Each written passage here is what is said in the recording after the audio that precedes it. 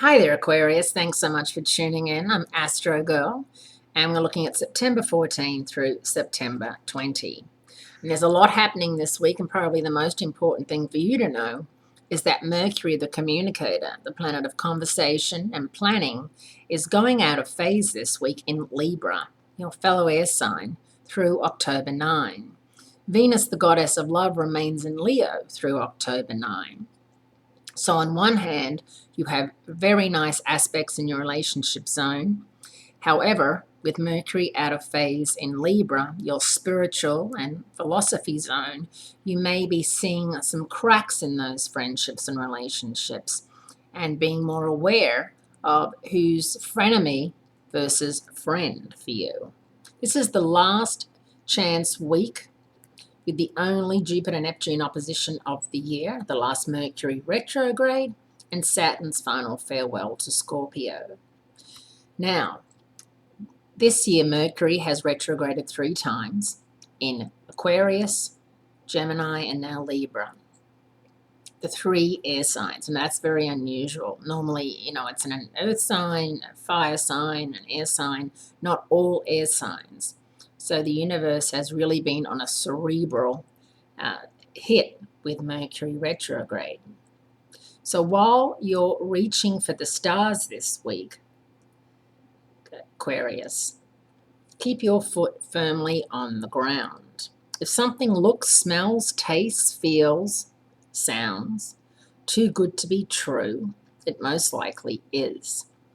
Mercury, still on tour in Libra, goes out of phase Thursday, September 17. This year, as I said, all Mercury retrogrades have been in air signs. This is the third and last time that Mercury will remind you it's time to re-up and take a look back at the things you've already done and try not to look at what is coming up, because it's very difficult as an Aquarius for you to go over things and to go back into the past and rethink, reconsider, reevaluate, all that sort of stuff. You want to just be pushing forward into the future. But with Mercury retrograde in Libra, the sign of balance and harmony, really is a good idea for you just to stop and think and reevaluate. Later on that same day, Saturn, the planet of focus and discipline, makes its mark, ending its 3-year journey through Scorpio and re-entering Sagittarius, which is one of the best signs for you, where it stays the course until 2018. With this switchover from Scorpio to Sagittarius, you will feel like you've crawled out of a dank swamp and found yourself in a hot sunny field with a horse, waiting for you to jump on its back and ride off on an adventure. So definitely there is freedom with Saturn in Sagittarius. Freedom to maybe go on a trip.